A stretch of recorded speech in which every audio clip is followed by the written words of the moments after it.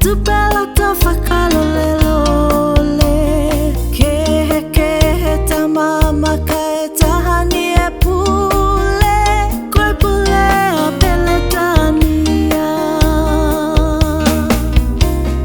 Nia se lavi mo niu e nei Kua whakawe mau ki lunga he maka Tumo e mahani a ngā he fulu o laia Hanga mai la ke tau whiala tata